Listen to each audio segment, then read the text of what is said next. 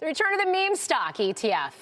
Roundhill Investments bringing back its once shuttered ETF with a new set of holdings, including Opendoor, Bloom Energy, AST Space Mobile, Hims and Hers Health, plenty more. The fund's second biggest holding is Applied Digital. That stock just reporting results now and trading higher right here in overtime. You can see up fractionally. Joining us is Dave Mazza.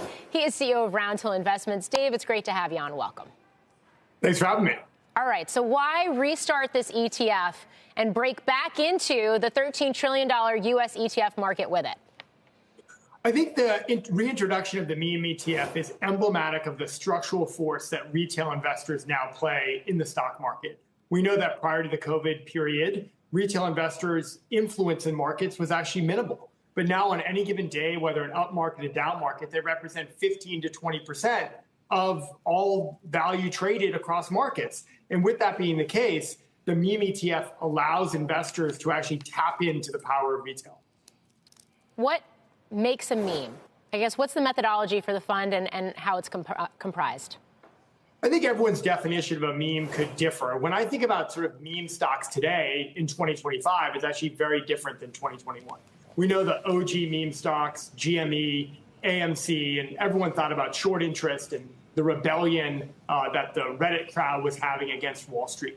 But today, it's really about sort of a mosaic of factors. So the way that the meme stock ETF is managed, it's an actively managed ETF that uses measures of implied volatility to identify a universe of stocks that have the potential to meme, and then uses sentiment analysis and various other tools to identify the basket of stocks that we see in the portfolio today.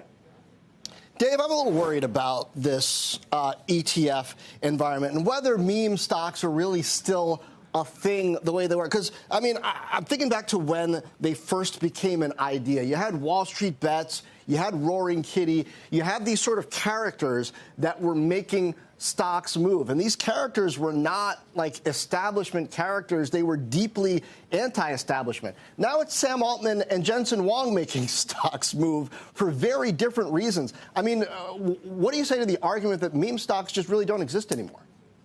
Well, I think it's fair to have criticism of anything with meme in the name. But what I would say to that point is that it's actually kind of missing the forest through the trees in the fact that because of the power, the frictionless trading that we now have, the access to real-time information that investors have, and the dedicated nature of communities, not just Wall Street Bets, but other communities on various social media platforms, retail investors can actually do their own homework, identify stocks that have the potential to move, and then get behind them in a material way. So the definition of a meme stock will certainly evolve going forward, just as it has when they really first came to bear in 2021.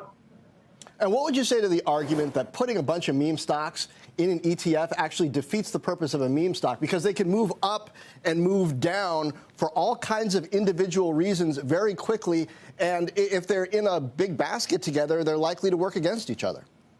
Well, that's one of the reasons why this ETF is actually actively managed, and it's as dynamic as the way we're intending to manage it. So the fund will actually rebalance at least on a weekly basis. It can rebalance more frequently as we identify meme stocks that may actually belong in the basket and others that we think are no longer meme stocks. And with that being the case, we have the ability to have an agile nature in managing the portfolio. It's not tracking an index of a broad-based number of stocks.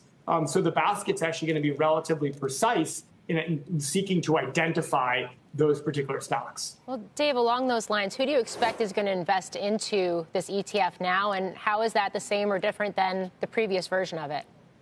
Well, I primarily view strategies like this as a satellite position. This isn't going to replace someone's entire U.S. equity portfolio or something of that nature.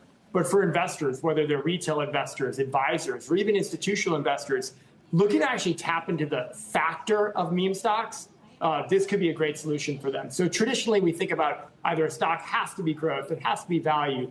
Think about the size spectrum.